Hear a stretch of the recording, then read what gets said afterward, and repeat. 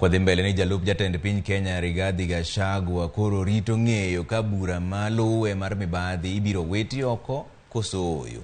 Do oyango kiny ni biro golo ng'eto makamano.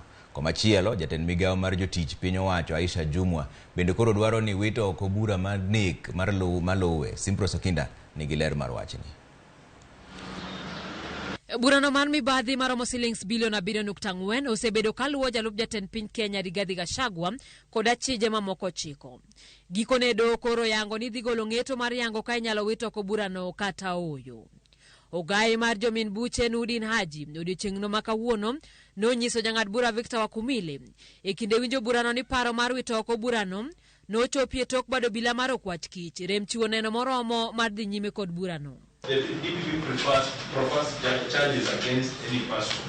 They should first have full disclosure of all the documents or evidence they wish to rely on. It's within your power. Come take a few photos, you never know. And then probably a last, Just come, let's see each other tomorrow. 9:30. We'll be done within 20 minutes. Okil Kioko kilo 10 mane ochung' e lo Gachagua notudo meko mar Gachagua kod weche siasa mapachoka kodwaro mondo burano wit oko mapiyo piyo. Owacho ni obila notiyo marach kod teko maggi. Weche gibiro tok bad migawo mar okwach kich oro kwayo ne doho mondo wit oko burano. Komachielo en okinde mag jatend migawo mochung' ne jotij piny owacho Aisha Jumwa okwayo ogai mar jomin buche mar mondo mi owit oko bura momako Jumwa e doma Mombasa.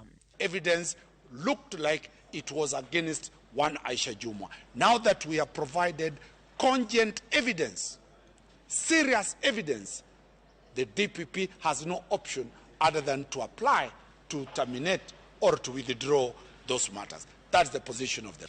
Kane oloso ko jofwambo e doma Milimani, okil Dansan Omari wacho ni gisendiko barupe mathoth na jamin wach e wi nono file mar Jumwa. Owacho ni mana kaka bura manomako Rigathi Gachagua, Nudin Haji ni kod ratiro mar oro ote mar wito oko burano.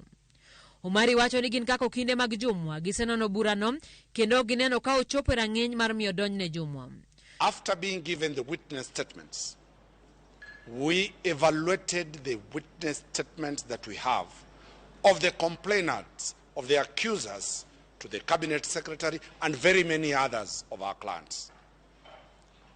With over 30 lawyers, we found out that the evidence that we have does not meet the threshold to take Aisha Jumwa or any other of our clients through the criminal process system. Jumwa kod jarit mare nodonjnegi kod ketho mar nego ngumbao e higa mar 2019 e campaigns mag yiero matin e ward Maganda. Gie kindegi jonena adek osegolo wach margi e wi burani. Simpros Okinda, Ramogi TV. Oganda e kuonde